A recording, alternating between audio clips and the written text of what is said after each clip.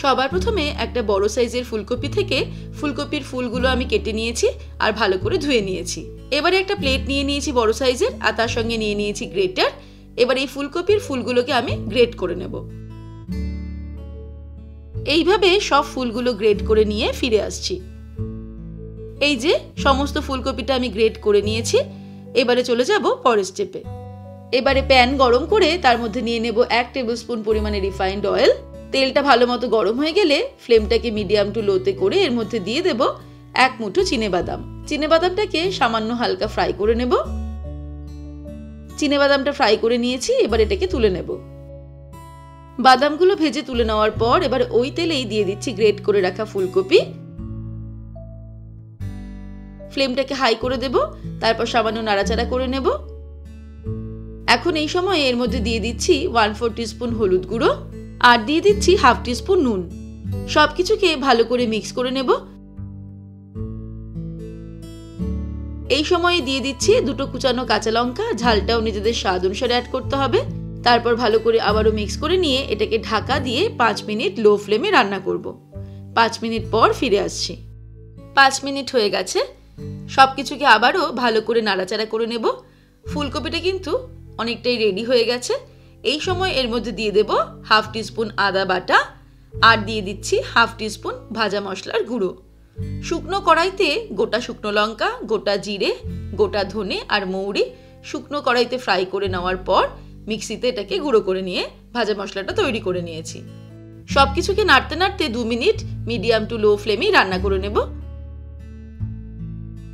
2 minute হয়ে গেছে। এবারে আমি এর মধ্যে অ্যাড করে দেব সিদ্ধ করে রাখা আলু।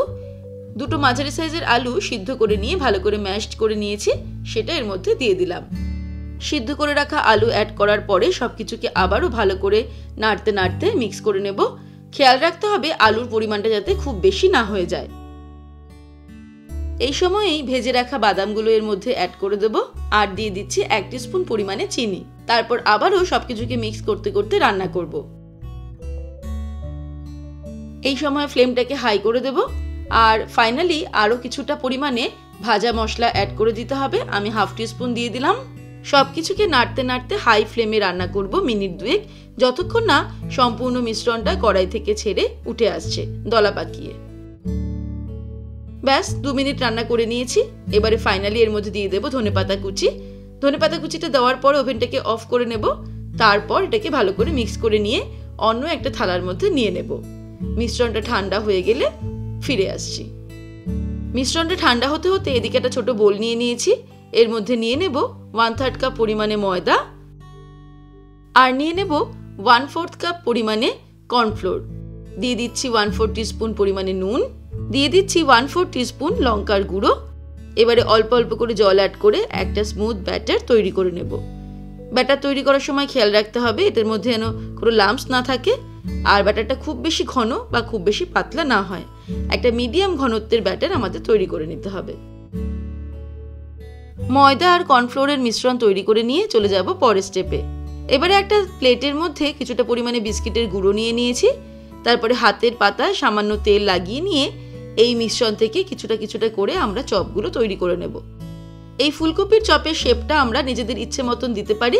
আমি প্রথমে গোল করে তারপরে এইভাবে হাতের পাতায় চ্যাপটা করে শেপ দিয়ে দেব ফুলকপির চপগুলো।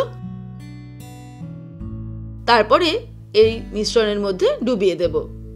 মিশ্রণের মধ্যে ভালো করে কোট করে নেওয়ার পর এখান থেকে তুলে এক্সট্রা ব্যাটারটা ঝেড়ে নিয়ে বিস্কুটের গুঁড়োর মধ্যে দিয়ে বিস্কুটের গুঁড়োটাকে দিয়ে ভালো করে কোট করে নিতে হবে। এইভাবে ফুলকপির চপগুলোকে রেডি করে নিয়ে চলে যাব ফাইনাল স্টেপে। আপনারা চাইলে এই কর্নফ্লোর আর ময়দার ব্যাটারে এগুলোকে দুবার ডুবিয়ে দুবারও কোট করে নিতে পারেন। ফাইনাল স্টেপে একটা কড়াইতে আমি বেশ কিছুটা পরিমাণে রিফাইন্ড অয়েল গরম করে নিয়েছি। তেলটা ভালো মতো গরম হয়ে গেলে ফ্লেমটাকে মিডিয়াম টু লোতে রেখে এই যে রেডি করে রাখা ফুলকপির চপগুলো এগুলো এবারে ভেজে নেব। ফুলকপির চপগুলো মিডিয়াম টু লো ফ্লেমে রেখেই ভাজতে হবে আর এগুলো ভাজতে বেশি সময় লাগবে না। কিছুক্ষণ পরপর আমরা এটাকে উল্টে দেব। যেই আমরা দেখব যে এই চপগুলো গোল্ডেন ব্রাউন কালারের হয়ে গেছে এগুলো তেল থেকে ছেঁকে তুলে নেব। ব্যাস তৈরি হয়ে গেল খুব সহজে দারুণ টেস্টি ফুলকপির চপ রেসিপি। এই সময়ে বাজারে নতুন নতুন ফুলকপি উঠছে, তাই সারা বছরের অন্যান্য চপের বদলে এই সময়ে ফুলকপির চপ বাড়িতে তৈরি করলে সকলের মন জয় করে নেবে। রেসিপিটা ভালো লাগলে লাইক ও বন্ধুদের সাথে শেয়ার করার অনুরোধ রইল। আর আমার শেয়ার করা এমনই নতুন সহজ রেসিপির আপডেট প্রতিদিন পেতে আজই শম্পাস কিচেন চ্যানেলটা সাবস্ক্রাইব করে নিন আর বেল আইকনটা প্রেস করে অল নোটিফিকেশন অন করে নেবেন। তাহলে আমার রেসিপি শেয়ার করার সঙ্গে সঙ্গে আপনাদের কাছে নোটিফিকেশন পৌঁছে যাবে। সুস্থ থাকবেন, ভালো থাকবেন। আমি আবার নতুন নতুন রেসিপি নিয়ে হাজির হব। নমস্কার।